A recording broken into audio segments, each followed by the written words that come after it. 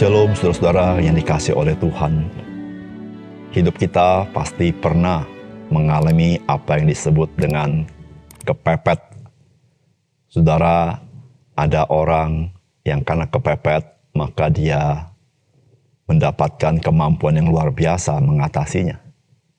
Namun saudara, yang perlu kita renungkan adalah pada saat kepepet, saudara, manakah yang saudara korbankan dalam hidup saudara pada saat yang seperti itu?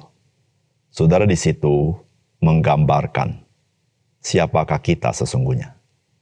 Salam jumpa dalam program Tuhan adalah Gembalaku. Saudara, desakan dan keterdesakan dapat membuat kita kompromi di dalam menjalankan kehidupan kita. Desakan dan keterdesakan dapat terjadi dari lingkungan di mana kita hidup, atau bisa juga dari situasi kondisi yang kita alami.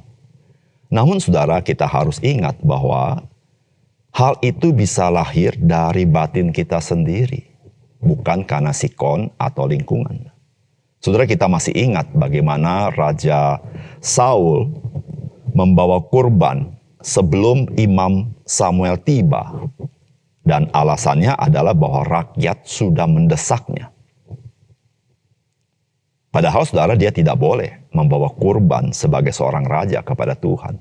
Karena kurban ibadah itu harus dibawa oleh seorang imam, yaitu Samuel. Yang kedua, saudara, Tuhan Yesus juga pernah mengalami saat-saat yang mendesak atau mengalami keterdesakan. Yaitu ketika ia lapar setelah ia berpuasa. Dan iblislah yang menyatakan bahwa dia mengalami masa-masa yang mendesak.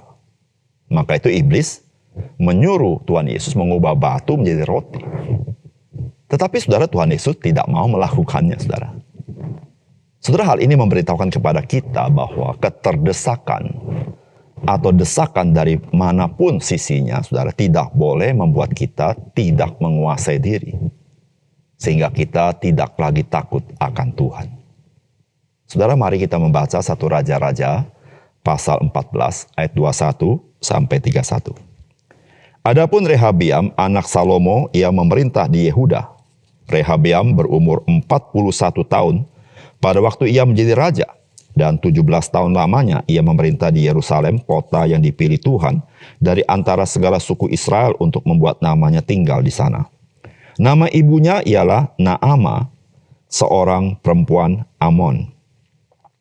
Tetapi orang Yehuda melakukan apa yang jahat di mata Tuhan dan mereka menimbulkan cemburunya dengan dosa yang diperbuat mereka.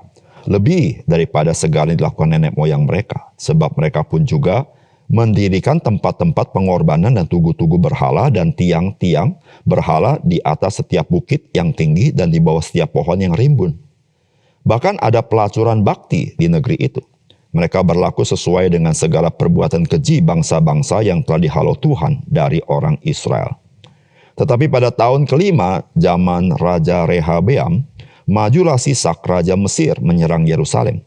Ia merampas barang-barang perbendaharaan rumah Tuhan dan barang-barang perbendaharaan rumah raja, semuanya dirampasnya.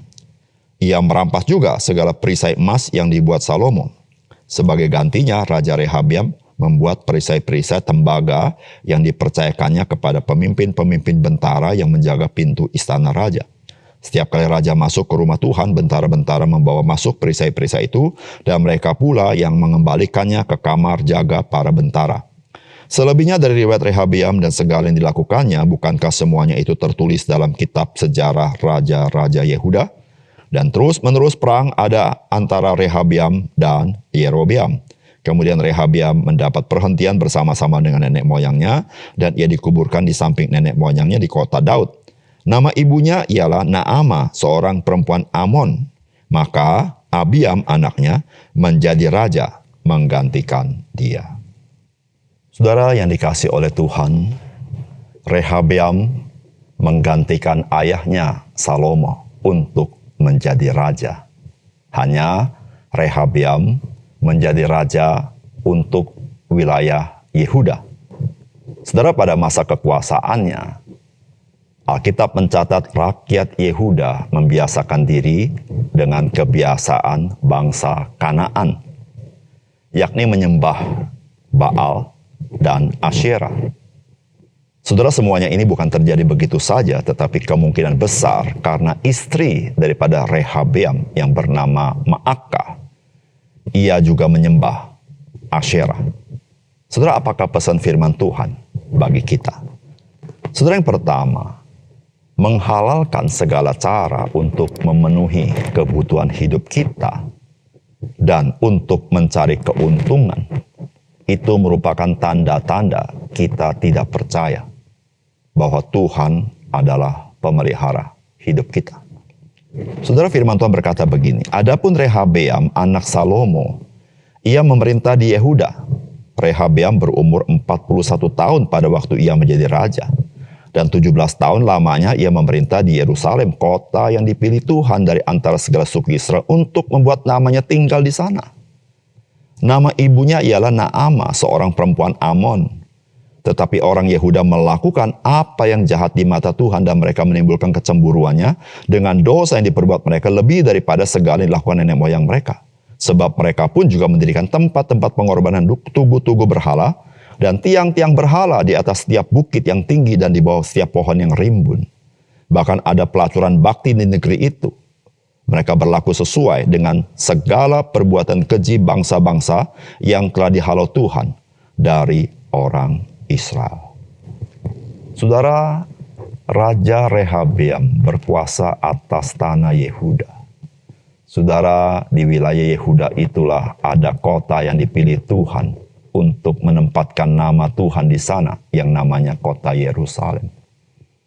Tetapi saudara, perilaku daripada rakyat Yehuda tidak sesuai dengan kenyataan bahwa Tuhan memilih kota Yerusalem untuk dia menyatakan kehadirannya di tengah umat Tuhan.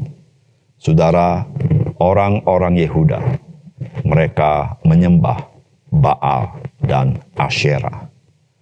Saudara, ini kemungkinan karena istri daripada Raja Rehabeam juga melakukannya, yang bernama Maakah itu. Nah, saudara yang kasih dalam Tuhan, Rehabeam mengizinkan ataupun terlibat di dalam penyembahan Baal dan Asyera. Saudara, kita tahu bahwa Baal itu dikenal sebagai ilah langit dan bumi. Dan Baal itu adalah ilah yang dipercaya yang berkuasa atas iklim atau cuaca. Sehingga saudara-saudara, Baal itu dapat dikatakan sebagai dewa yang bisa menyuburkan lahan pertanian dan memberikan hidup yang berkelimpahan. Demikian juga dengan Asyera yang berupa patung-patung atau tiang-tiang kayu yang dibangun, saudara. Dan saudara, Asyera juga berbicara tentang kesuburan. Dan saudara, kita tahu bahwa orang-orang Israel, mereka pekerjaan utama penghasilannya adalah pada pertanian. Saudara, tidak heran kenapa mereka itu membangun tempat-tempat beribadatan untuk Baal dan Asyera. Nah, saudara, peribadatan ini karena mereka demi kebutuhan hidup dan untuk mencari keuntungan dari kebutuhan hidup mereka. Nah, saudara yang kasih dalam Tuhan, Asyera bagi orang-orang Israel disebut sebagai Elat. Dan saudara, kata Elat ini, saudara, adalah kata yang mirip dengan kata untuk pohon terbantin dalam bahasa Ibrani, yaitu Ela. Oleh karena itu, saudara, mereka itu menyembah Asyera dengan mengkultuskan pohon-pohon besar seperti pohon terbantin yang disebut dengan Ela atau pohon aras yang besar. Dan saudara, ketika mereka melakukan penyembahan, mereka melakukan perbuatan-perbuatan yang asusila, yang melanggar firman Allah. Saudara yang kasih dalam Tuhan, dari sini kita belajar bahwa ternyata kebutuhan hidup dan keuntungan bagi kehidupan kita dapat membuat kita kompromi di dalam kepercayaan kita kepada Tuhan. Kita bisa melakukan segala sesuatu yang tidak berkenan kepada Tuhan untuk memenuhi kehidupan kita. Kita melupakan Tuhan bahwa Dia sesungguhnya pemelihara hidup kita. Saudara, bukankah Tuhan, Dia berkenan dicari oleh kita? Kita bisa berdoa kepadanya, kita bisa memohon kepadanya, kita bisa meminta pertolongannya. Kita bisa minta hikmat Tuhan di dalam segala kebutuhan kita. Saudara, mendapat keuntungan di dalam kita berusaha tidaklah berdosa. Tetapi itu menjadi menyakitkan Tuhan karena semata-mata untuk keuntungan kita berbuat semena-mena semaunya kita, bahkan melakukan hal yang keji di mata Tuhan. Saudara, ingatlah satu hal. Engkau dan saya sebagai orang percaya, engkau adalah orang-orang yang sudah dan sedang dan terus mengalami kasih Tuhan kita Yesus Kristus. Saudara, oleh karena itu saudara, ketika kita mempunyai kebutuhan dan lain sebagainya, saudara, ketika kita tidak lagi mengandalkan Tuhan, kita mengandalkan akal budi kita, dalam arti menyimpang daripada kebenaran Tuhan, sesungguhnya kita sedang berkata, saya tidak percaya bahwa Tuhan memelihara hidup saya. Saudara, janganlah kelakuan orang-orang Yehuda yang kita baca ini kita ikuti. Mari kita berjalan setia, bersandar Tuhan, dan percaya Tuhan adalah Bapa kita di surga. Dia tidak akan meninggalkan kita. Dia akan menyediakan apa yang kita butuhkan. Yang kedua, saudara, kemerosotan iman kita itu akan nyata di dalam kenyataan kehidupan yang kita jalani setiap hari. Saudara, firman Tuhan berkata begini, tetapi pada tahun kelima zaman Raja Rehabeam, majulah Sisak Raja Mesir menyerang Yerusalem. Ia merampas barang-barang perbendaharaan rumah Tuhan dan barang-barang perbendaharaan rumah raja. Semuanya dirampasnya. Ia merampas juga segala perisai emas yang dibuat Salomo. Sebagai gantinya, Raja Rehabeam membuat perisai-perisai tembaga yang dipercayakannya kepada pemimpin-pemimpin bentara yang menjaga pintu istana raja. Setiap kali raja masuk ke rumah Tuhan, bentara-bentara membawa masuk perisai-perisai itu, dan mereka pula yang mengembalikannya ke kamar jaga para bentara. Saudara, Alkitab mengkisahkan Raja Sisak, yaitu Raja Mesir, menyerang Yerusalem. Seketika setelah Alkitab mencatat bagaimana kemerosotan iman daripada orang-orang Yehuda, saudara, di sini memberitahukan kepada kita, saudara, bagaimana Tuhan mengizinkan bahwa umat Tuhan mengalami hal-hal yang tidak menyenangkan karena memang mereka tidak setia kepada Tuhan. Dan saudara tahu bahwa Mesir merampas perbendaharaan rumah Tuhan dan perbendaharaan rumah raja. Dan Alkitab mencatat dengan jelas juga merampas perisai iman yang dibuat, perisai emas yang dibuat oleh Salomo. Itu ada 300 perisai yang terbuat dari emas. Saudara, perisai-perisai ini, saudara-saudara, menggambarkan bahwa raja dan seluruh rakyat Israel persandarannya adalah kepada Tuhan. Itulah yang dilambangkan dari perisai-perisai ini. Tuhanlah pelindung mereka. Tuhanlah perisai mereka. Saudara, Salomo membuat perisai itu dari emas, yang membuktikan bahwa perisai itu begitu berharga. Bukan emasnya maksudnya. Yang dimaksud Tuhan itu. Dan emas itu hanya menggambarkan bahwa Tuhan itu begitu berharga, yang menjadi perisai yang sangat berharga bagi kehidupan orang-orang Israel. Saudara, itu dirampas oleh Raja Sisak.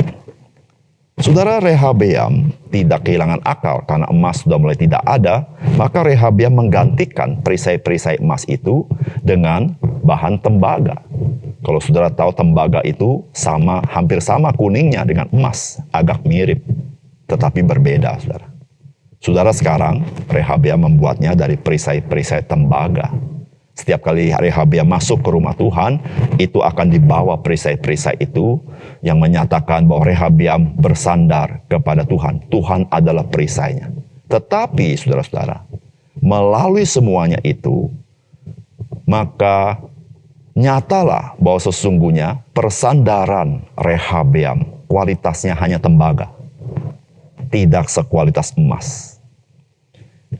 Artinya apa, saudara? Sesungguhnya Rehabeam tidak murni bersandar kepada Tuhan, tetapi dia bersandar kepada ilah-ilah lain, yaitu Baal dan Asyera. Dan saudara, Tuhan melakukan ini kepada Rehabeam supaya iman yang korup daripada Rehabeam nyata di hadapan seluruh bangsa, termasuk di hadapan umatnya sendiri. Saudara, ketika perisai-perisai tembaga diangkat tinggi, maka saudara ketahuanlah bahwa kualitas daripada iman Rehabeam sudah begitu merosot. Saudara yang kasih dalam Tuhan, iman kita memang tidak kelihatan di mata orang lain. Tetapi saudara, dari perbuatan kita, iman itu nyata. Dari pengalaman hidup kita, iman itu nyata. Sehingga saudara, kita tidak bisa menutup-nutupi seberapa jauh iman kita, bergantung kita kepada Tuhan. Karena semua itu akan nampak. Tuhan akan menampakkannya dalam kehidupan kita. Oleh karena itu saudara, marilah kita janganlah hidup dalam dua dunia. Yang satu dunia adalah dunia kita sendiri yang kita sukai. Satu dunia seakan-akan kita adalah orang beriman. Saudara, marilah kita hidup di dalam dunia orang beriman. Kita ada orang yang percaya, bersandar kepada satu-satunya Tuhan. Kita tidak bersandar kepada yang lain. Kita menjalankan hidup sesuai dengan panggilan yang Tuhan berikan kepada kita. Sehingga saudara, kita boleh menampakkan keindahan Tuhan Yesus, bukan? Mari kita berdoa. Bapa surga, terima kasih untuk kebenaran firman-Mu. Biarlah apa yang kami dengar hari ini menjadi peringatan bagi kami, supaya kami tidak mengikuti kelakuan daripada Raja Rehabeam dan rakyat Yehuda, meskipun Tuhan sudah pilih Yerusalem, tempat nama-Mu tinggal di sana. Sebagaimana Tuhan telah pilih kami dan Engkau tinggal dalam hati kami. Biarlah kami menjadi orang-orang Kristen yang setia kepada Engkau ya Tuhan. Terima kasih, dalam nama Tuhan Yesus kami berdoa. Amin.